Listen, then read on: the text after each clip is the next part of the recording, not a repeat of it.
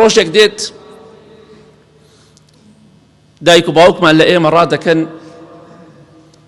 ئێمە لە دایک و باوکمان ڕادەکەین، لە براو لە خوشکی خۆمان ڕادەکەین، لە کەس و کاری خۆمان ڕادەکەین، ئەوانش بە هەمان شێوە کە ڕۆژی قیامەتە. ئالەو ڕۆژەدا کە تۆ لە هەموو کەسی خۆت ڕائەکەی، ئالەو ڕۆژەدا کە ڕوت و قوتی هیچت لەبەردا نییە،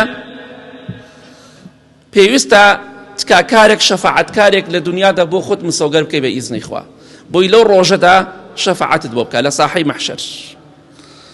پێغەمبەری خوا صلی الله عليه وسلم دەفەرمێ لە حەدیثێکی صحیح جامع صغیرە: إن سورة من القرآن 30 آية شفعت لرجل حتى غفر له وهي سورة تبارك.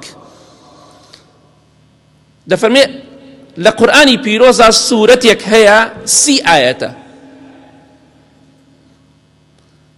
شەفاعەتی بۆ پیاوێک کرد لای خوای گەورە تکا و ڕجا و شەفاعەتی بۆ کرد حتا خوای گەورە لێی خۆش بوو. جا پێت خۆشە لە ساحەی مەحشەر قورئانی پیرۆز بێت تکا و شەفاعەتت بۆ بکا، بە تایبەتی سوورەتی مولک هەموو شەوێک بیخوێنە پێش خەوتنت.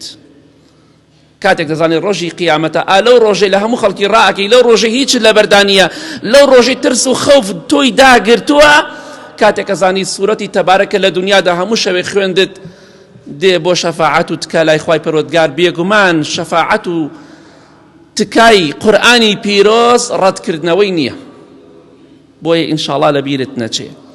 خوێنواریت هەیە لەبەری کە و یاخود بیخوێنە هەموو شەوێ هەتا لەبەری دەکەی، خوێنواریت نییە گوێ بگرە، بە کەسێک بڵێ بۆم خەزم کە هەموو شەوێ گوێ لێ بگرە، خوای گەورە دەوڵەمەند و سەخیە بۆتە نووسێ ئینشاءڵڵا.